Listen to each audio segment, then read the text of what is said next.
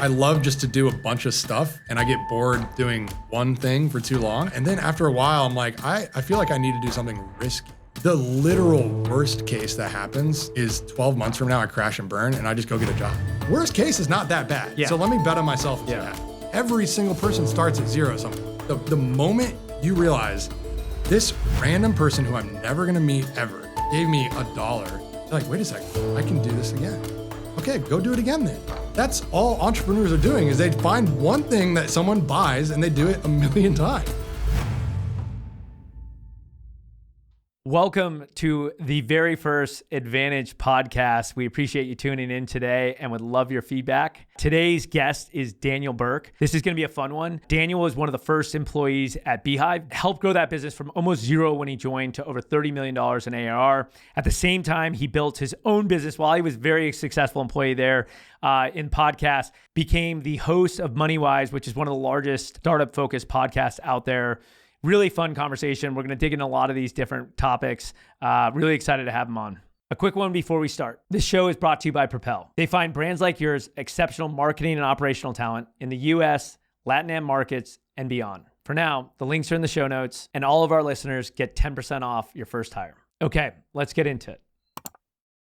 All right, perfect. Well, Daniel, super excited. I actually just got to do your podcast. So we're doing an exchange here. So now we're flipping the tables. You were interviewing me and now I got to interview you. Yeah. Really excited on this for multiple reasons. First of all, a lot of things you're doing are the things I'm now leaning into. So I'm going to pick your brain on a lot of these things. Yeah. But I also think your arc, you're going from working for people to now stepping out and doing your own thing and, growing kind of multiple different brands at the same time while learning a whole new medium is just going to be, I think, really exciting for our audience to listen to. Yeah, I can't wait. Thanks for having me on. Perfect. Well, so first of all, why don't you give a quick introduction of yourself? I'd love to hear 2-minute, elevator. Tell me about you. Yeah. Well, I love to build. And so right now I feel like I'm generalist is maybe not the right word, but I love just to do a bunch of stuff and I get bored doing one thing for too long. And so from very early on, I started a landscaping business when I was 12. Wow. And I was a really big 12-year-old. You might not be able to tell I'm sitting down right now, but I'm 6'5". And when I was 12, I think I was close to 6 feet tall. So I was full grown at 15. And so 12 years old, I was walking around the neighborhood and I was charging people $30 to $75 to mow their lawn. And it was a summer and I obviously had to go back to school after the summer was over. So I just had to stop mowing lawns, but I was making good money at 12. So early on, I just felt, man, making money is, you can just go make money. If you try hard enough, you can go make money. So that, through my early, let's call it high school years and into college, I always just thought, can I make money doing this? I'm in school. I'm like, can I make money with fixing people's computers? So through college, I was at Clemson. I went to school for history and philosophy. Super random. I just wanted to get out as fast as possible. Very marketable major. So marketable. Yeah, it's the best major I could think of. But I worked in IT for Clemson University while I was getting that degree. And that's random. Everyone else was a computer science, computer engineer. I was a history major working in IT at Clemson. Meanwhile, I also had my own marketing agency building websites, which I learned how to do because I worked in IT, fixing people's websites and computers while I was getting a history degree. Again, super random. After I graduated, I moved to Spain. My then girlfriend, now wife, got a Fulbright scholarship. She went and taught Spanish and English in Spain. I was like, well, I don't want to live across the ocean from you, so I'll just figure out how to move there. I figured out how to get a job teaching English, but didn't pay very well. So I started my own marketing agency, building people's marketing engines and websites in the US while I lived in Spain. So it's all this stuff just compounds over time. And you're like, I know how to do just enough to sell. So while I'm selling that service, I'm going to learn the 20 other things I have no idea how to do while I'm selling this very specific thing. So anyways, now we're 15 years removed from that life. And I worked in manufacturing for 5 years doing sales and marketing for an e-commerce company, sold $2.5 million on Amazon during COVID with sneeze guards. I don't know if you even remember what those are. Very much. So we had a food company at that point. So we that's had all right. this Okay. stuff. Yeah. So, did a bunch of Amazon e-commerce direct D2C. And then after a while, I'm like, I feel like I need to do something risky. I want to just jump into startup territory. And so I left it was a 60-year-old manufacturing company. I left in 2021, right after COVID was, everyone was work from home. I was at home for 6 months at that point. I went to a Series F company, which is barely risky. I didn't even know you could get that far into the alphabet. They were one of Stripe's largest, not manufacturers, but processors. They Okay. did like billions of dollars of Stripe processed for like 501c3 nonprofits. And I worked there for a year, actually building a morning brew lookalike company for them. Okay. Most serendipitous job you could do. Random post I saw, a mutual friend of a mutual friend said, who knows what morning brew is? I raised my hand. I was like, I'm obsessed with morning brew. I read morning brew. I'd, been tweeting at the founders at that point. They're like, we're looking for someone to just build this engine for us. So I got that job. That was my first startup job. From there, after a year, I went to seed startups. I had my own consultancy. I did really fractional director work for marketing and for sales and just early building the process of actually go to market. And that led to beehiiv ultimately, where the newsletter world, I was living in it, I was breathing it, and they needed someone that could both understand the market. How early was beehiiv at that point? Very early. I met Tyler a month after they launched because of that Series F startup where I was building a morning brew lookalike. I had patched together 5 or 6 different tools to make this process that he had already done for morning brew and was now doing for beehiiv.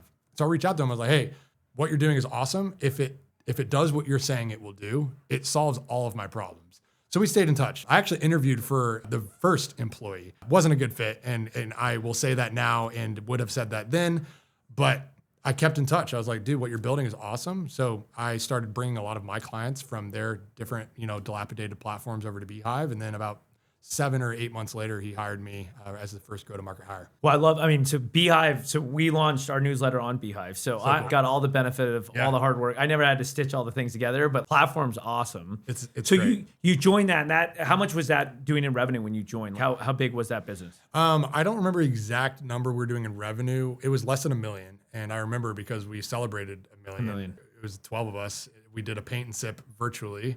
I think there were only 10 showed up because some people couldn't make it. And so 12 employees, maybe 10 or 11 people, hour-long paint and sip. And so we were probably doing 700,000 when I joined, or maybe 600,000. It was funny because what I tell everyone who knows me in real life, my friends, they're all like, yo, why are you joining this company? What's it called? beehiiv? Like, no one knew what beehiiv was. And I was already doing a bunch of risky startup stuff. That's all beehiiv was when I joined, is this is just another risky startup. And that's my love language is risky startups. Like, never would have thought it would become what it is today. I always thought it could, and that's why I joined. I'm never going to join a startup. And you joined as the first salesperson, right? Yeah, first salesperson. So and who were you calling? What was your ICP at that point? Yeah, really, at that point, it was creators. One of our biggest first... Which is really that was the unique aspect, because Yes. they kind of went after more of this influencer creator. Yeah, it was a Substack competitor when I first joined. And so people thought of, how do I write online and distribute to an audience with email? beehiiv was in that right down the middle center of that ecosystem.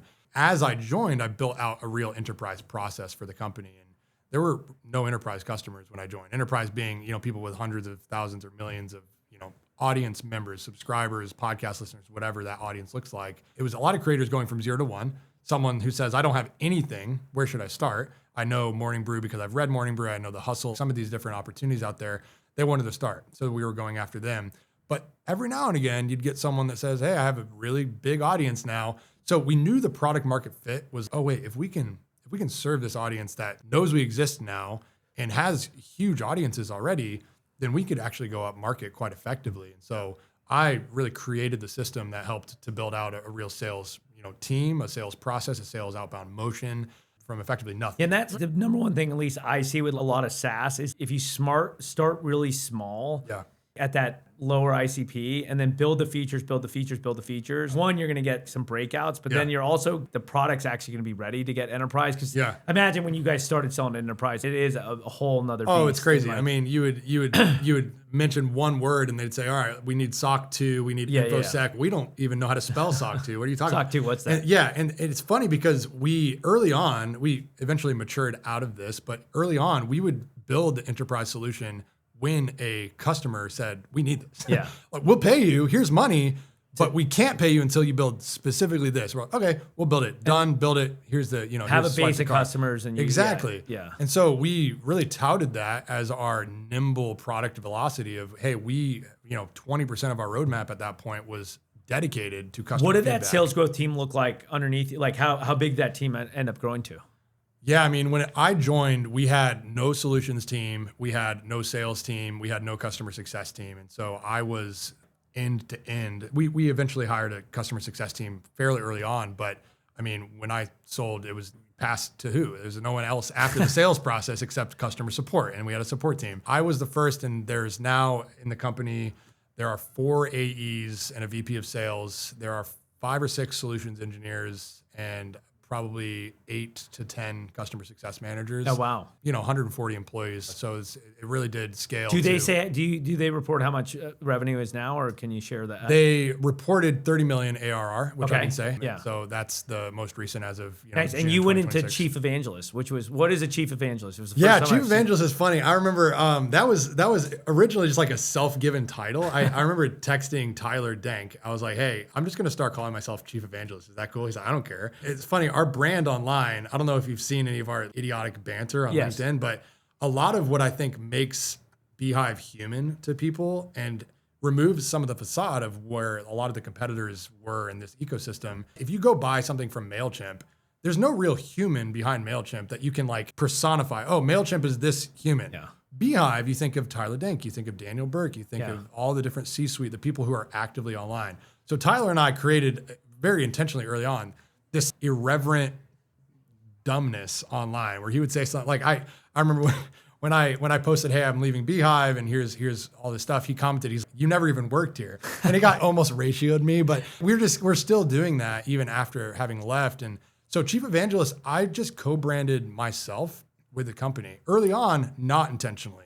Early on, I'm like, dude, no one knows what beehiiv is. And the only way I'm going to sell people who, don't laugh me off Yeah. is if I'm constantly putting myself and beehiiv in the same sentence, because I know I have an audience and I can build an audience. But if my audience leans into this thing I'm selling, Did you have an audience before you went to beehiiv, or were you not kinda like I covered? do now. Yeah. I did a little bit. I had maybe 15,000 people on LinkedIn, so not zero, maybe 10 to 15. I had 5,000 or so on Twitter. I was doing some stuff, but it wasn't like people didn't know who I was. And then so from beehiiv, where in that journey did you start branching out and start to say like, okay, now I want to start thinking about doing my own thing? Yeah. How did that look? I think that's what's so unique about beehiiv, and I'll even say Tyler specifically. He always, to this day, encourages people at beehiiv who are full-time employees to also dog food their own product. He has his own newsletter, Big Desk Energy, and I would say 30, maybe more employees right now, as of today, have their own revenue-generating businesses that are actually built on beehiiv. Oh, wow. And so very early on, I had my own personal newsletter on beehiiv before I worked at beehiiv. So that's how you got, yeah. I was bringing clients over. I knew how to use the product. That's how I sold myself to beehiiv. I can sell this product because I'm already selling this product. So that was, an easy way for me to prove I know how to do this. But I just kept running that newsletter. And then over time, I'm helping people onboard their own companies to beehiiv. And, in that process, you realize, oh, wait a second, I can do this pretty well because I've done it 10 times, now 100 times, now 1,000 times. I've probably built 1,000 beehiiv accounts over the years. And doing that, you realize, oh, these are all similar, different flavors of the exact same business model. You have paid subscriptions, you have ads, you have podcasts, you have, owned media, earned media. These people are all making money with different content verticals, but the system is systematizable. Yeah. And so as I learned that, I'm like, well, let me go launch a podcast. I remember my podcast at the time was Two Dads in Tech. And this entire vertical of mine started with one DM I sent to someone who I had never met, he saw me and I saw him, and we had DM'd a couple times. I onboarded him to beehiiv. So we met virtually, but we never, still to this day, never met. I said, hey, you want to launch a podcast with me? And he said, yes. That's it. First podcast episode was literally the first time we met in face-to-face on a video. And so I DM'd him. I said, hey, it would be super cool to launch this podcast as the first time we meet. And we should record it. And it should be, we talk and just introduce each other. And at the end, we should say, hey, we should make this a podcast. And then that's actually the episode. And that's what it was. We did $78,000 in the first 13 months of that podcast. If you were going to advise, AKA someone just starting a podcast, what do you think you guys did exceptionally well on that? Yes. To get that.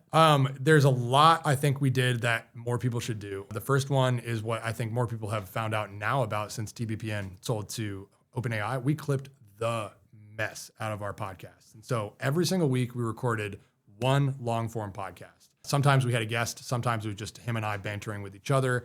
But every single week for, I think, 60 weeks, we recorded the podcast. Never missed a break. When I went on vacation, I brought my studio with me. When he went on vacation, same thing, never missed.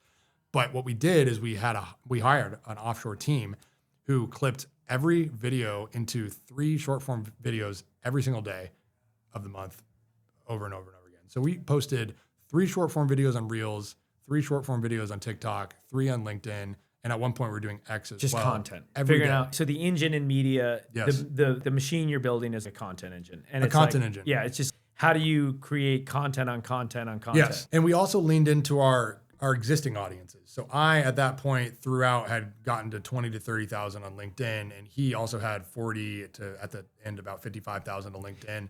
So we would package everything for sponsors as a 2 Dads in Tech front man, but actually the package is you're getting access to our LinkedIn audience To getting more stuff in there as well. exactly. So we're going to, and kind of build a package for that person 100%. that makes sense for them. Yep. And then, because you're in newsletters and Yep. you know that world very well in beehiiv, podcast is a different medium. Totally. How did you get smart in that? Like, what, like you, okay. Made a lot of dumb mistakes. I literally remember the thought I had in my mind and the moment I had the thought of, I have no idea how to do podcasts, but I really want to know.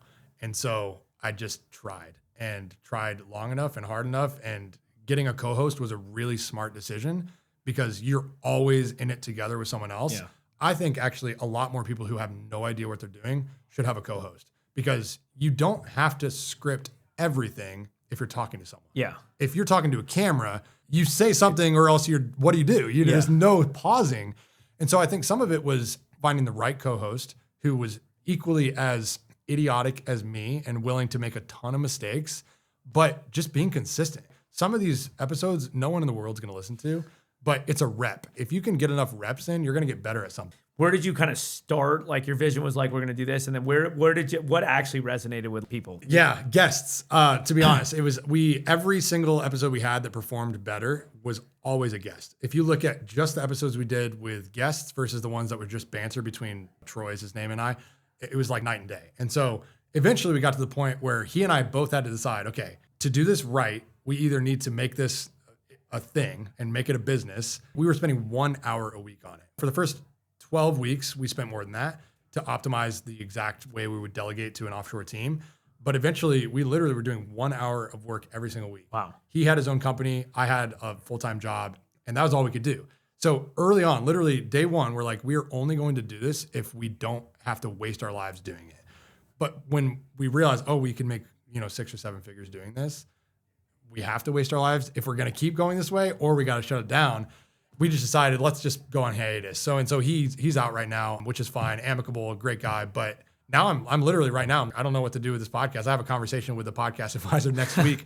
I have this asset that I could definitely do, but it's a thing. I mean, you got to keep oiling the machine for it to keep going. One of the things, and I heard this stat, and I didn't verify it, I should have, but I'll repeat it anyways, but you can verify this. But 30% of podcasts only launch 1 podcast. 70% only launch 3 podcasts. I do think when you look at the top podcasters, it is just you're gonna stay in longer and you're just gonna keep making more and more relevant content. Everyone wants to launch a podcast. Yes. It's easy. But I think the stat I do know, now I'm on the spot, I feel like I should be checked on this too, but I think 90% of podcasts don't make it to 20 episodes. Yeah. That's the one I always come back to. 20 episodes. I remember Troy and I kind of celebrated episode 20 because we're like, all right, we're now in the 5% or whatever. Yeah. We had no views. We had no subscribers. No one cared about us. Yeah. But we were having a blast. And now we have a skill set. I mean, I host MoneyWise now. And that came from having Sam Parr on 2 Dads in Tech and meeting him and developing that relationship for 2 years and just having the reps of learning how to have the taste and the flow and the cadence of podcasting. So you do that podcast. You guys make $78,000. You said the first year. Yeah. So you got this good side hustle. At what point did you say, okay, now I'm going to make this side hustle the full hustle? Yeah. So we did, 78 or so thousand. I did another 20 or 30 that year just from creating content for different brands and stuff, and also getting paid by like Twitter pays me and stuff. Not meaningful, but I mean, it was like $5,000 for posting. Just literally being an idiot online. I get paid money. I was like, that's pretty cool. And then I have a media company with my wife that I started a little bit earlier than 2 Dads in Tech. And so when I was doing my taxes this year, and I have a tax guy now, which thank God, because I sent him so many things. I literally apologized to him. I'm like paying him. I shouldn't apologize. But I'm like, I'm sorry. I sent him another document, which you are more than familiar with how complicated it can get. And I'm like, wait a second. I make a ton of money not on my W-2. What am I doing here? And so I'm always turning down people in beehiiv space specifically. They're like, hey, thanks for this. I just opened an account. Can you help more? And I'm like, the true answer was no. Like I literally, one, it's not my job to get you to be successful on this platform, but also two, I don't have time because I have to go sell it to the next person. Yeah, I get and paid to also sell I have this, all not- of these not other, onboard, yeah. There's a whole other onboarding I would team. literally pass him Yeah. and I'm like, dude, I could crush it for this person, but I can't. And so it got to the point where I'm like, okay, I think I've developed enough skills in enough places. The literal worst case that happens is 12 months from now, I crash and burn and I just go get a job. I just turned down a job that was like $300,000 salary. And I'm like, okay, well, if worst case is I go get a high paying job in tech, that's like a really, really safe bet. And I know like I'm not downplaying, job market's crazy. No one knows what the future looks like. AI is eating the world. But besides that, worst case is not that bad. Yeah. So let me bet on myself and see what happens. And I think that's that confidence to be able to, like, I'm always employable. You've left beehiiv now fully, and now you're kind of out in the wilderness. I've grown up in like the traditional kind of founder VC. My parents are small business. Before entrepreneur was cool, it was called small business. Like, that is entrepreneur, and like that is 99% of entrepreneurs out there. But I also think that is the thing that I think is going to be the most accessible for everyone. And I think everyone, and also I think it's also the right thing for a lot of people. Raising venture capital comes with its whole other kind of game. I think it gets a lot of hype, but there's a lot of challenges there as well. I always tell people, Patagonia never raised any money. Pretty cool business, right? There's lots of cool business. But I do think that it's still scary, even if like I got another job. So now you've got two podcasts. You still have one going, and then MoneyWise as well. I have MoneyWise, and then I have Two Dads in Tech is on hiatus, but it'll come back probably with a different name pretty soon. Are you still doing that with your wife? Are you guys still doing the We have a twice a week newsletter to parents in Charleston, South Carolina, and parents separately in Somerville, South Carolina. We have a full-time writer. We have a salesperson. I mean, we love it. And it's so now that you're all in, if you kind of think about what is the future, how do you think about building this business? What do you want? What's the goal? I don't know. That's what's fun and exciting and terrifying. So separately, and I can't tell you all the details of this one, but I just opened an LLC with a buddy of mine and a business bank account, and we have a fully viable product that we're ready to release that I'm very, very excited about. There's a world where we just launch micro SaaS, over and over and do, a few $1 million a year, just, 50-50 stake. And that's kind of what we're starting. I'm like, if we can be very good at optimizing process with AI, lean into audience and owned media and earned media, and then just have trust where when you do suggest something to the people who are listening to you, one, don't put your foot in your mouth, and two, actually have people who respect you and buy the thing that you're suggesting. I'm like, that sounds like an infinite cash tree to me. I don't know if it is because I haven't made it yet, but I'm like, if I can just repeat the same process that I've done over and over and over again for myself and own 50+% of the company, why not just do that over and over and over again? Yeah, just repeat the mechanics. That's kind of the current. Yeah. I'm kind of just experimenting. I'm honestly like, how high can I take this thing without committing to one thing? So what do you think, like, if you're talking to other people that were like, is it just like get in the game? Just like, is that like? Absolutely. Just start something. I mean, it's funny. I tweeted today. I said, and it was like kind of irreverent because I don't believe this fully, but that's my Twitter brand. I said a Twitter audience or an X audience is the most valuable asset you can have in the internet. And like, again, like I can pick that apart myself, but I said it because it's a great tweet. Someone said, sounds good. How's 19 followers? And I was like, oh, that's hilarious. And I clicked on their profile and they had 18 followers.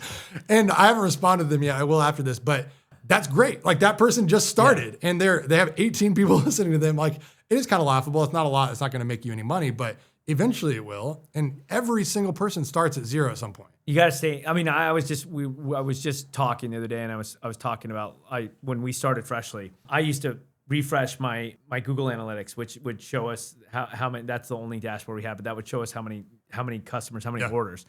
And I literally would refresh it all day, and like there'd be one the best. order, and it'd be like, and then like two, and then. But I remember literally like walking my dog and refreshing it every time an order came in. I'd be like, yes, like, and so it went from 1 to like then 10, then it was like 20, and then. But when we sold, it was literally we were getting in a week we would get 50,000 new customers in there. Right. That wasn't even like we sold our last week. We did 1.1 million meals that we sold. So that's $10 a meal. That is absolutely like it's insane. But it started with that one, and I remember people were always like and I was probably more excited when that one customer would come in than I was like 50. It's like it's just like. But it is just getting in the game and then staying in the game. That's always what I tell people is like, you got to commit to 10 years. I actually saw a post by the Bloom guy. We anchored the same thing, but I always think in 10-year journeys. Yeah. So for me, it's always like you're signing up. Like when we did Pet Folk, I said I inked it. I said 10 years. Yeah. And I shared all the goals and everything was a 10-year journey. Yeah. That's the minimum. Like, and I think if you whatever you're doing, you got to think in 10-year increments. You got to want to do it for 10 years. You got to want to do it. People think, well, what's the best way to start a business, or what's the most lucrative business idea? And I'm like, well, what do you like to do? What makes you excited to wake up? I think sometimes people get too far along in monetizing the asset, and wait a second, do you even like doing that? Because if you hate doing that, or you're not obsessed with it, like 1 year is going to be hard, let alone 10 years. So I think you're absolutely right. And I resonate with the Stripe story as well. I remember early days, we had a Stripe channel in the Slack for beehiiv, and like the whole company would at channel every few hours, like just a reminder, like people are actually paying for this. And it's crazy. I mean, the adrenaline that comes from people buying a product that you built. Oh, it's so cool. Is awesome. Let me pause here for a second and introduce you to our title sponsor, Propel. Every business I've built has had a huge piece with international talent. And as we started building the Advantage, we wanted to bring in international talent focused around media, podcasts, and we started doing a lot of research, and we came across Propel, and we were really excited first and foremost to use them for us, and we later reached out as a sponsor. Here's the best part. It's all performance-based. You only pay one-off fee once you actually hire someone. That means no retainers, no ongoing costs, plus every hire comes with a 3-month guarantee. I think bringing on international talent is really hard, really rewarding. As we all know, bringing a talent onto your team is the most important part about building a business. And with Propel, I can speak for ourselves. They have been a huge part of our ability to recruit great talent to our team. Every Advantage listener gets 10% off their first hire. For more information, check out the show notes. Now you're doing MoneyWise and you've taken over, and like such a cool podcast, a huge platform. You're now you're like a relatively early founder building this business. What is like some of the top like advice that you've heard on the channel that you're just like on the podcast that you're just like, that resonates so much? Yeah, I mean, it's a whole spectrum. I think it shocks me how many people say the money they got from an exit didn't make them happy. And so when you think of, oh, wow, like $1 billion, or, you talk to people who have hundreds of millions of dollars, and you're like, wow, that sounds awesome. It solves so many of my problems. Like, well, like the first maybe 10, the first 20, it solves a lot of problems. But like eventually we have on MoneyWise, we call it a threshold number. Like what number just ended needing more, where like any more wouldn't have made any difference. It's way lower than I expect with most people. I talked to a guy recently who he's worth personally about $600 million. And he said, he sold one company for $1.5 billion. And he said, that didn't really change my life. It was the first company he sold for $13 million that made me a millionaire. That changed everything. Yeah. Everything after that was just a repeatable process and more money. But that first one was the everything changer. Yeah, and I think that's like, the old, I get is like, you can only sleep in one bed. You can only drive one car. So like the first is always the most important. So like having a home, buying a home that your family loves, like that's game changer. Huge. Having a home that you can walk into every day and say like, oh my God, I love this. Yeah. Not worrying about paying groceries and the mortgage. Those are the benchmarks that I think like, and for a lot of like, for a lot of Americans, that's like, that is the threshold. What I always think is like, I always talk to people and I'm like, what's your goal? Yeah. Because we at Cutting Horse, we're talking to a lot of founders. You always want to like, again, I always want to know like, I'm getting on the journey with you. What journey is that? So my analogy I always give is like, we're going to get in a car, we're going to go road trip. Yeah. Like we should know where each other of us want to go, because date like a little bit. Yeah. Yeah. We like, you don't want to take turns driving and you think we're going to Florida and I think we're going to California. I mean, it may be an interesting road trip, but we're a great analogy. So like always is like, what do you want to build? Like there's no right or wrong on that. But then when you start actually talking to people, it's like, what's the goal? And people like, I want to be a billionaire. It's like, okay, well, for what? Like, what is that? What does that solve? So like, I get it. Like if you're in business, the game is like you're benchmarking versus other founders.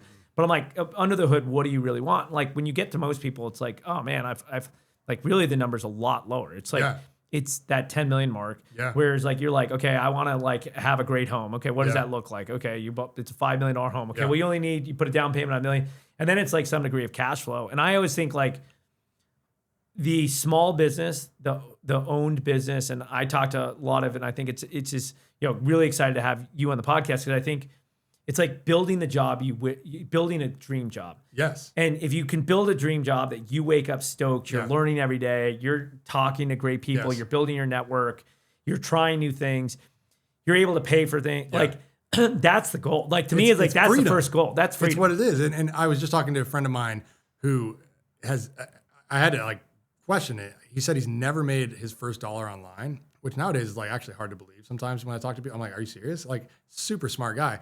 And he said, you're going to help me make my first dollar. And I was like, dude, it's going to change your whole life. And I think that's what a lot of people don't realize is two things. One, it is very, very easy to make your first dollar online. It's not easy to become a billionaire or a millionaire online. That's hard. It takes a lot of time. But to make your first dollar, I can do that today. Give me any subject, any person, any skill set. I'll make you $1 right now online. There's literally nothing you could throw at me that couldn't make $1. So that's one thing. But the second thing that most people don't realize is that first dollar will change everything for the rest of your life. Yeah. The moment you realize this random person who I'm never going to meet ever, who I might not even know their real name, all I have is this token on Stripe, gave me $1, $10, $20, whatever. You're like, wait a second, I can do this again. Okay, go do it again then. That's all entrepreneurs are doing is they find one thing that someone buys and they do it 1,000,000 times. It's amazing. And I think it's such an exciting story because I think, look, I'm very bullish on AI. I think it's actually going to unlock people's ability to I think what we've continuously seen with technology is that it gets rid of the rigorous things that we don't like. Yeah. You go back 200 years ago, something like 50% of the population was farming. Mm-hmm. Now 2%, and we have more food and more abundance. Not ranching, farming. Farming, yes. I grew up ranching. But the goal is how do we not do the things we don't like so we can do the things? And I think what I see is this, what we call right now is an influencer economy. It's this, creating podcasts, creating newsletters, then creating products around that. Yes. And really creating I think what I'm seeing that's happening is the inverse of what used to happen, right? So now and I think it gets food and you're an influencer, and I get some of that. But what you're really doing is you're creating a marketing machine before you create the product. Yes. Now, what you normally, the old way it's done is you'd create a product, then you would create the marketing machine, and you have to learn the marketing machine, and you build the brand. But really what the opportunity now, and I think this is what I tell people is you can now go build the marketing machine. Yeah. You can build the Twitter, you can build the podcast, you can build the newsletter. Thanks to your tools that you're building are relatively free. Yeah. You're talking $30 a month. Negligible. Yeah. They're amazing. They require literally no knowledge. I mean, my first, when we were freshly, we were doing CRMs. It was you had to code HTML. You had to do all these things. So to get an email out was now it's you can have the most gorgeous email done in 2 seconds. Yes. So I just think the opportunity of how do more people, to your point, take this digital idea, I think you're a great example of you realized how to build the marketing engine. Yeah. Now you're going backwards and saying, well, now let's start building the products. Yes. Someone I respect, his name is Tebow, and I actually had him on MoneyWise. He has 5 revenue generating products that are all indie hacked products. A lot of them, if not all of them, somewhat related to AI, if not built by AI. And he does $1 million a month in revenue from those 5, and he's majority owner of all of them. And I think he's brought in some, co-founders at some point. But what he does, he has about 150,000 followers on X, and every single idea he has, he uses his audience to find if there's product market fit or not, and if there is, he builds it and then he makes money. If there's not, he very quickly invalidates it and moves on. And you can do that if you have 150,000 people listening to you. If you don't, it's a lot harder and a lot more strenuous to go find product market fit. But he can do it immediately with 150,000 followers. And that's what I think is there's so much more attainable. Again, look, I think the founder journey is amazing on any way you join. But I do think people sometimes think well, I got to come up with the $1 billion idea. I got to come up with what's the next Google or Facebook, and then I got to hire an engineer and I got to do these things. No. The goal can be so much easier. The goal, to your point, is make $1. And I don't think people realize how much an audience can do for them. People think, oh, what is a newsletter audience going to do for me? They start talking about CPMs, ad placements can, $10 CPM is not going to move the needle. And I'm don't think of stuff, owned audience, earned media as CPMs. I have 20,000 people who listen to me in South Carolina every time I send an email. And I might want to open a co-working space because in my small town, there is none. And there are tons of tech transplants from New York and Jersey. I can go do that and tell 20,000 people who are potential buying customers that I have a new business. I can go open a restaurant. I can do anything and tell 20,000 people right there in my zip code that it exists. And that business has 50 to 75% more chance of success. The more niche you are, actually, a lot of times, like the better, like the more your knowledge is like 100%. More like really narrow. Yeah.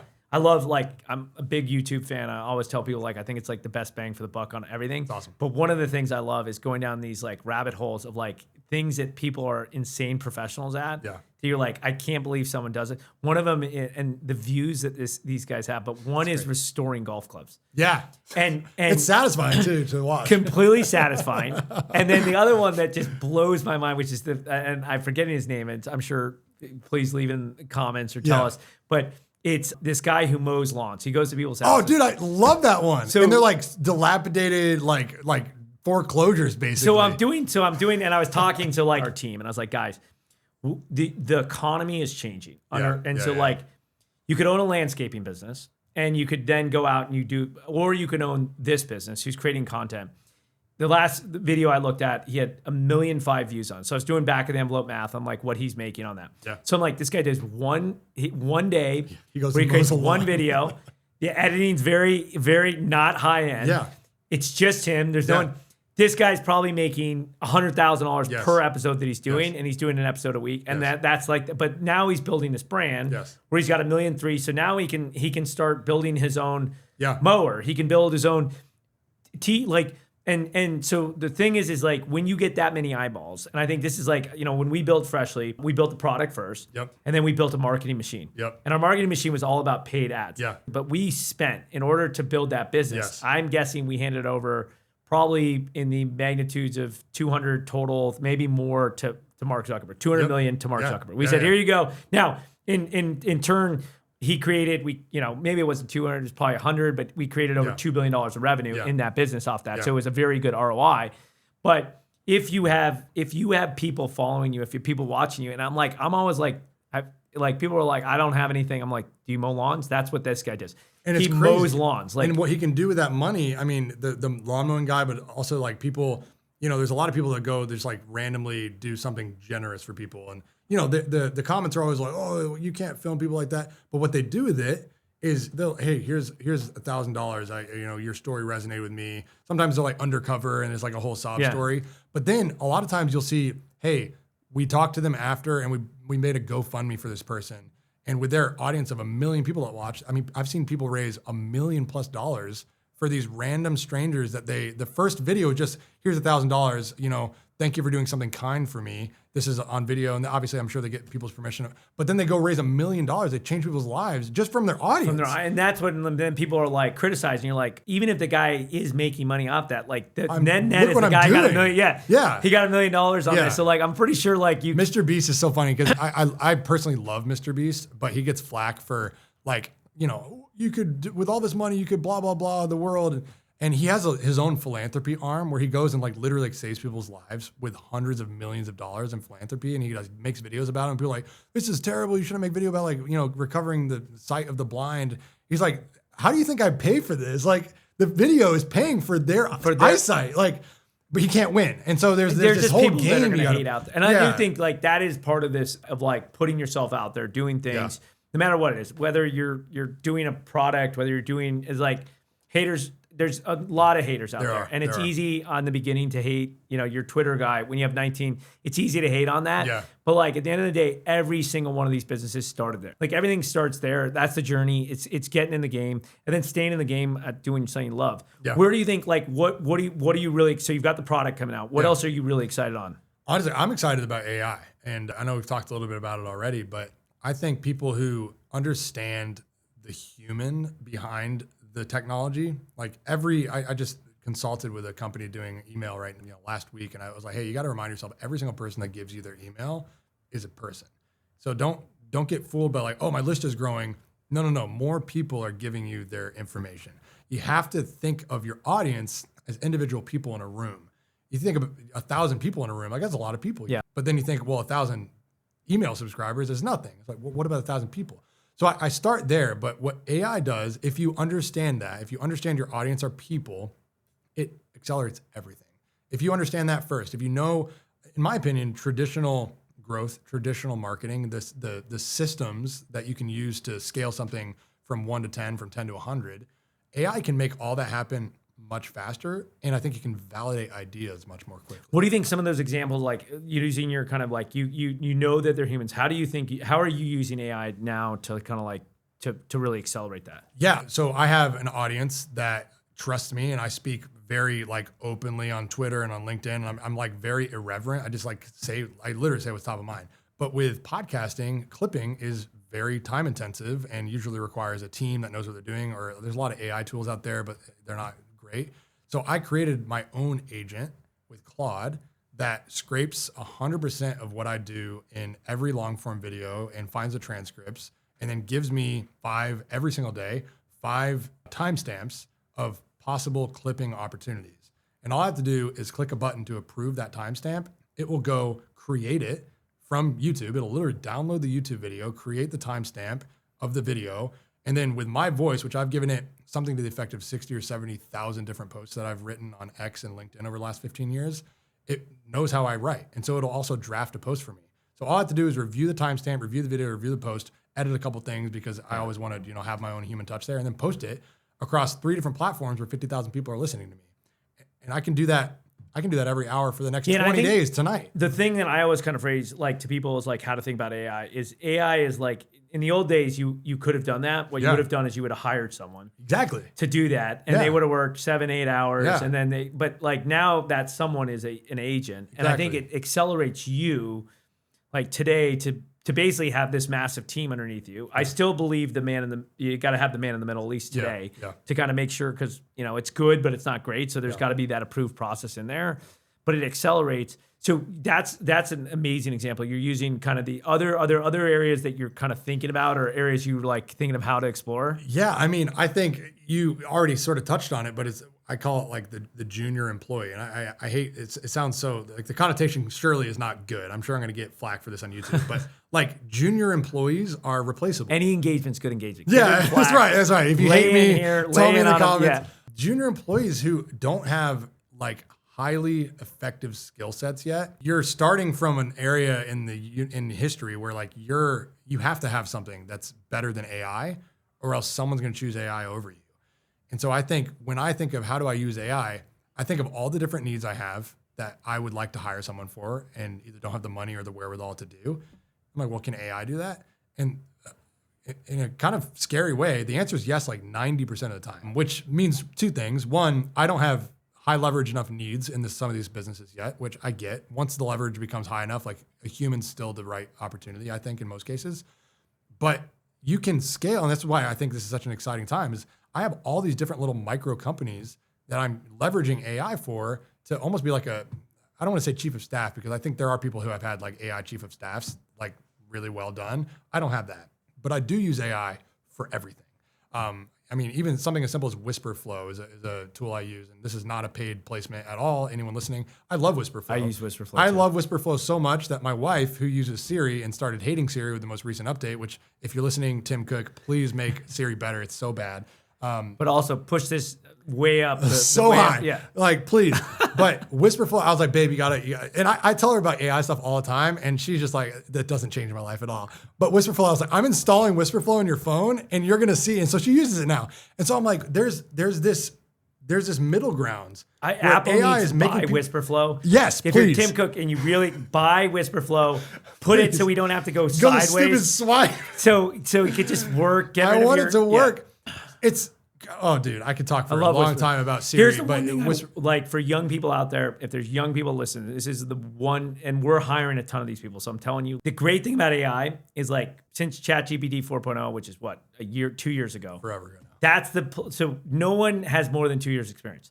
And the world has changed so fast. And what we're hiring in every single company I have is what we call these AI super users, which basically they just use AI for everything. Yeah. Because what you realize is if you're a young person and you have the skill of how to use AI and build AI and have these agents and agentic agents working, someone like you will say like, well, okay, now I'm doing all these things. Yeah. I find the value in it. So like for me is like I have many people, including on the Advantage, Greer, who's sitting right over there. I love all these things, but I'm also running companies and stuff. Yeah. She is a superpower in using AI. Yeah. And so I would say to young people out there, you have this unique competitive advantage where you are at the same level as really the same level as anyone. Be a power user in AI. It is like, don't be scared of it, lean into it, because that is going to be the ultimate like superpower. And I think the companies who are doing it right are leveraging AI in their employees as well. And so when you think of like building your own side hustle, absolutely learn AI, but it's also going to make you a more marketable employee. And I can talk about this because Tyler Denk, the CEO of beehiiv, does openly frequently. Every single employee at beehiiv is expected to use AI to increase their output in ways they would not be able to without it. To the point where now people who are hired at beehiiv have an AI onboarding like plan to learn how to use the tools that we had at beehiiv and they still have now. There's AI office hours, there's like expectations of like, hey, we're 130, 140 people. Like we're going to scale this bad boy with AI. That's beehiiv's entire model. It's a superpower. I think like I'm very positive. I think it's going to be a huge net positive for society. But what else is how else can our followers kind of follow you and follow what you're doing? You can find me danielberk.com. That's BERK.com. I do consulting. I talk a lot on newsletter stuff and podcasting, but also I'm very active on Twitter, X at Daniel C. Berk. I'm very active on LinkedIn. You can just Google Daniel and you can find me somewhere. There's a random guy that does videography whose name is Daniel Berk. Not me.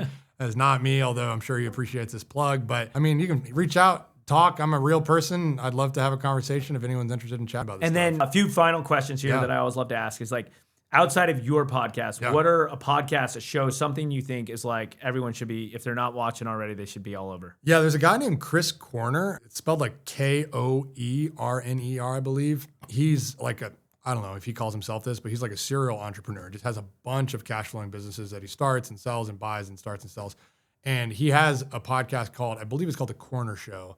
I just follow Chris Corner, so I don't know what his show is called. He's awesome. And everything he says on Twitter is very valuable. So the type of follow where you're like, if I don't know really what to do, like great example, Brass Tacks. He frequently tweets business ideas that he's like, someone should build this.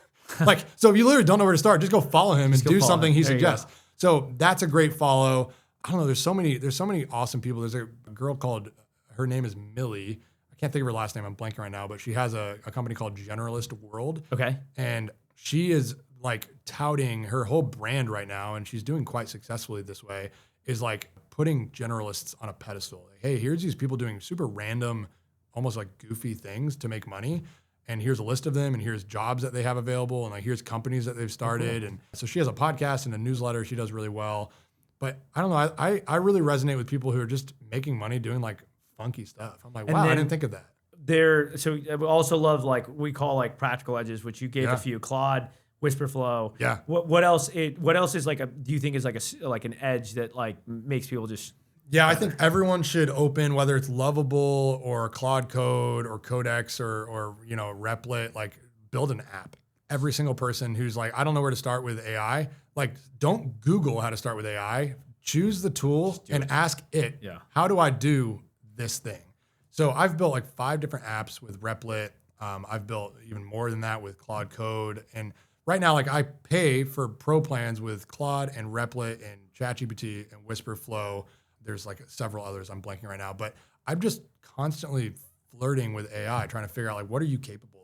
Yeah, I mean, I couldn't otherwise do. I constantly tell people is like the pro plan on whether it's Claude or ChatGPT is like stealing. It's unbelievable. It is if you have the one prompt is worth $20. you're like, and the $100 like just once you start using it's insane. And then if you don't know, it's like the only thing if you don't know how to use it, ask it how to use it. And it's like it's like agree like and you can always like there's different levels, and I think people are like, well, I don't want to overspend on tokens. Like just dumb it down. Like when you aren't sure what to do, dumb it down, which in Claude, you like change the actual model it's using that's less expensive.